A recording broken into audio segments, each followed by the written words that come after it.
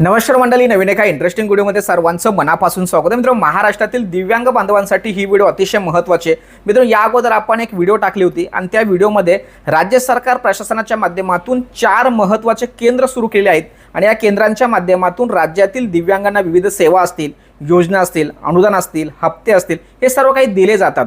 परंतु मित्रांनो, त्या केंद्रांमध्ये तुमची नोंदणी होणं खूप गरजेचं आहे। तर आपण त्या व्हिडिओमध्ये असं सांगितलं होतं की जास्तीत जास्त लोकांनी ज्या केंद्राची माहिती विचारतील त्या केंद्राविषयी आपण माहिती देणार। यामधील जास्तीत जास्त प्रश्न हा नमो दिव्यांग पुनर्वसन केंद्र या केंद्राची माहिती जास्तीत जास्त लोकांनी विचारलेली आहे। तर या व्हिडिओच्या माध्यमातून या केंद्रामध्ये तुम्हाला नोंदणी कशी करायची, त्याचबरोबर या केंद्रामध्ये नाव नोंदणीसाठी तुम्हाला कोणकोणते कागदपत्र लागतात, या नोंदणी केलेल्या केंद्रा माध्यमातून तुम्हाला काय काय फायदा होऊ शकतो, त्याचबरोबर अर्ज कुठे आणि कसा करावा, याविषयी संपूर्ण माहिती या व्हिडिओच्या माध्यमातून आपण जाणून घेणार आहोत। व्हिडिओला सुरुवात करण्यापूर्वी चॅनलवरती जर नवीन असाल तर कृपा करा चॅनलला सबस्क्राइब करा। अशाच महत्त्वपूर्ण अपडेट या चॅनलवरती येत असतात। चला तर मित्रांनो, व्हिडिओला सुरुवात करूया।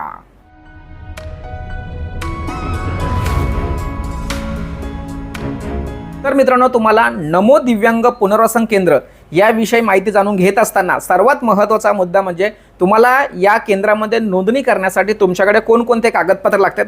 फायदे मी शेवटी सांगणार आहे। त्या संदर्भात राज्य सरकार आणि प्रशासनाचा शासन निर्णय सुद्धा आहेत आणि एका तालुक्यामध्ये किती पुनर्वसन केंद्र सुरू केले आहेत याविषयी शासन निर्णय सहित मी तुम्हाला माहिती देणार आहे। परंतु सुरुवातीला तुम्हाला या जे काही केंद्र आहेत या केंद्रामध्ये नोंदणी करणं खूप गरजेचं आहे। तर ही नोंदणी तुमची ग्रामपंचायत, पंचायत समिती आणि जिल्हाधिकारी कार्यालय या तिन्ही ठिकाणी होत असते।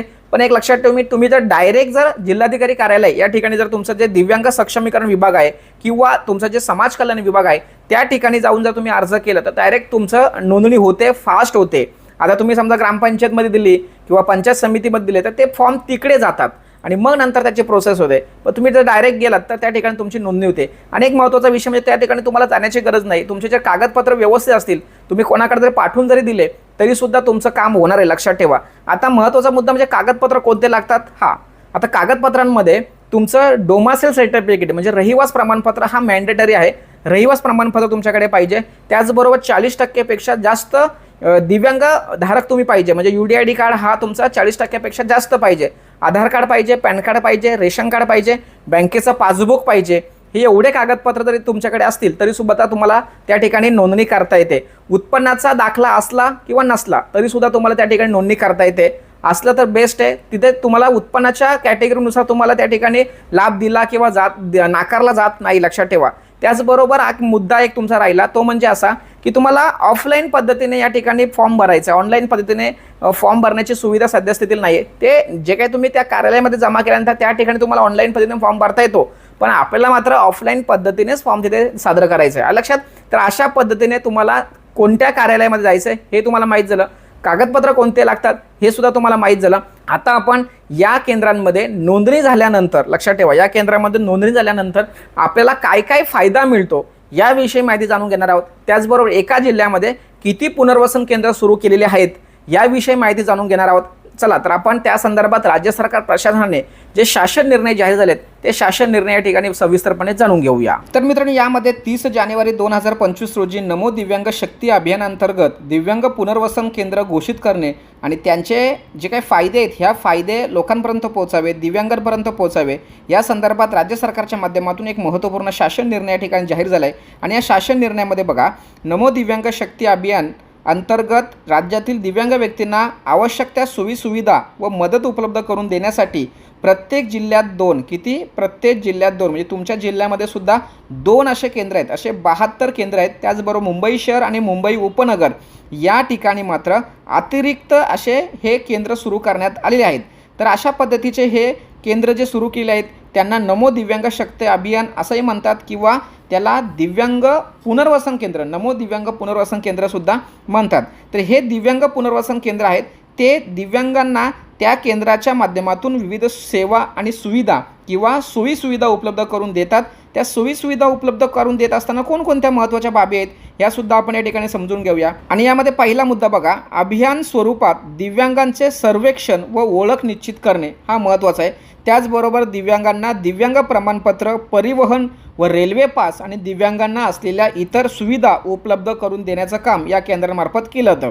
त्याचबरोबर बघा, इथे दिव्यांगांना आवश्यक साहित्यसुद्धा उपलब्ध करून दिलं जातं. आता या ठिकाणी हे जे काही फायदे जे दिलेत हे फायदे पूर्णपणे मोफत आहेत, लक्षात ठेवा. जे काही साहित्य वगैरे सगळ्या गोष्टी, त्याचबरोबर दिव्यांगांच्याकरिता राबवल्या जाणाऱ्या योजना थेट त्यांना दिल्या जाव्या, त्यांना लाभ दिला जावा या संदर्भात या ठिकाणी महत्त्वाचा मुद्दा दिला आहे. त्याचबरोबर दिव्यांगांना तांत्रिक व व्यावसायिक प्रशिक्षण दिलं जातं.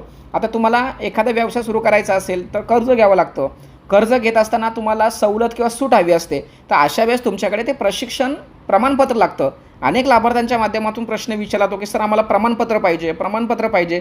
तर तुमची नोंदणी जर या केंद्रामध्ये जर झाली असेल तर तुम्हाला त्या ठिकाणी व्यावसायिक प्रमाणपत्रसुद्धा दिलं जातं.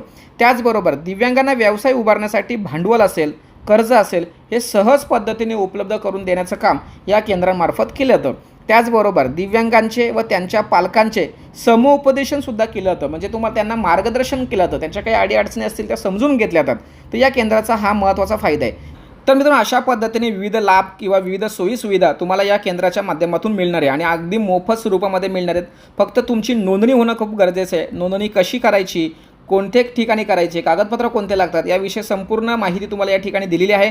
त्यामुळे तुम्हाला जर विविध सेवा सुविधा, कर्ज किंवा प्रशिक्षण किंवा रेल्वे पास, बस सवलत या सगळ्या गोष्टी जर तुम्हाला हव्या असतील तर तुमची नोंदणी होणं खूप गरजेचं आहे.